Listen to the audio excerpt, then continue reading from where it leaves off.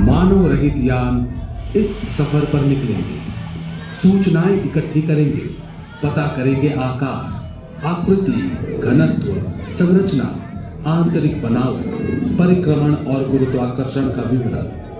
इससे हम जानेंगे कि आगे क्या करना है।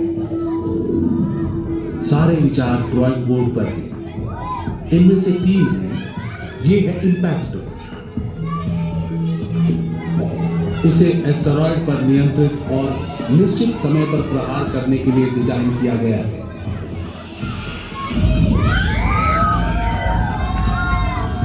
इससे एस्टेरॉयड की गति तथा परिक्रमण पथ बदल जाएगा और यह पृथ्वी से दूर हो जाएगा। जितना अधिक वक्त होगा, प्रहार उतना ही कम लगेगा।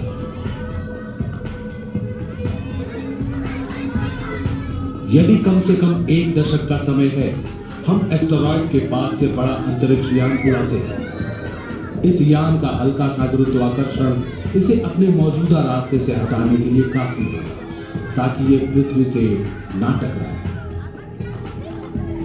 और यदि सारे प्रयास असफल रहे और वक्त ही खिलाफ हो, तो एक खतरनाक उपाय ध्वंस कर देगा इसे।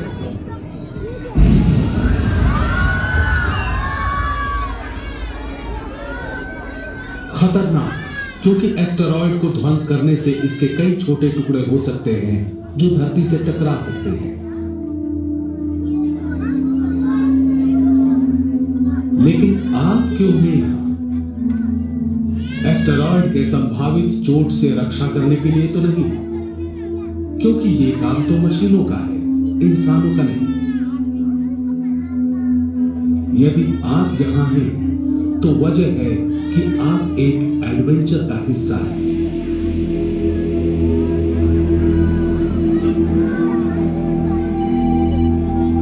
हेलो,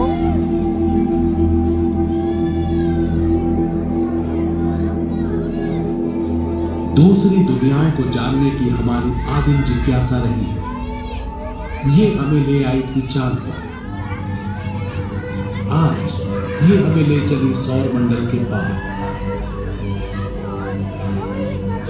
अपने ग्रह से परे जीवन खोजने की जिज्ञासा लिए हमने पहचानी दुनियाओं की सैर की, अनुमान किया कि वहां पानी है। इसी कारण मंगल के बर्फीले ध्रुवों और इसके उपग्रहों में हमारी रुचि जगी। फोकस और डिम्स। सेरिस पर भी पानी होने की प्रबल संभावना है। एस्टेरॉयड बेल्ट में जो है विशाल रकम। हाल ही में हमने इसकी सतह पर कई चमकीले धब्बे खोज निकाले। माना गया कि या तो ये बर्फ है या सूखी हुई गाद।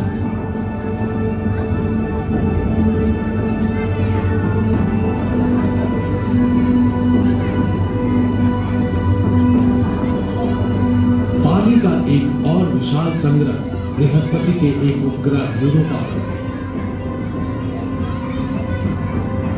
सोचा गया कि बर्फ की गहरी परतों के नीचे जमा हुआ विशाल सागर या झील है।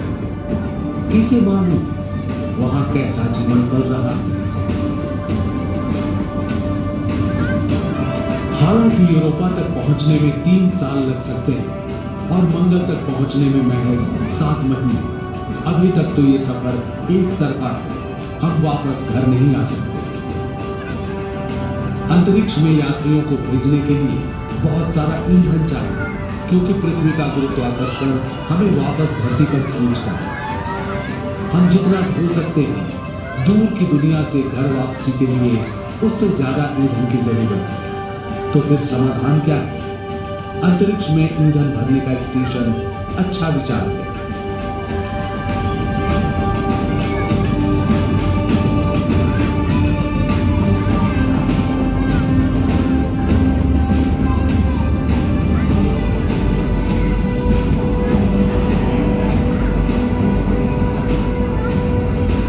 लेकिन एक ऐसे छोटे या बड़े स्टेशन के लिए भी पहले धरती से ही ईंधन ले जाना पड़ेगा। ऐसा करेंगे हम? अगर हमें एस्टेरॉयड से अपना ईंधन नहीं मिल जाता तब? चंद एस्टेरॉयड के भीतर उपयोगी संसाधनों का खजाना है, जैसे कि जल मिश्रित खनिज। इनमें से जल कणों को अलग कर रासायनिक प्रक्रिया द्वारा हाइड्रोजन ईंधन में बदला जा सकता है।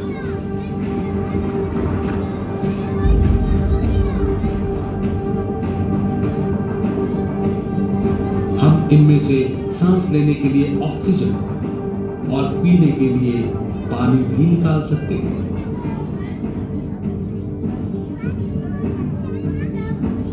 रोबोट इंसानों से पहले भेजे जाएंगे। वो एस्टेरॉयड की संरचना का निरीक्षण करेंगे, इसके गुरुत्वाकर्षण का नक्शा बनाएंगे एवं पीछे आने वाले अंतरिक्ष यात्रियों के यान उतरने के सुरक्षित स्थान का पता लगाकर चिन्हित करेंगे। यहाँ धरती पर हम तैयारी करेंगे हमारे सबसे चुनौतीपूर्ण अभियान की।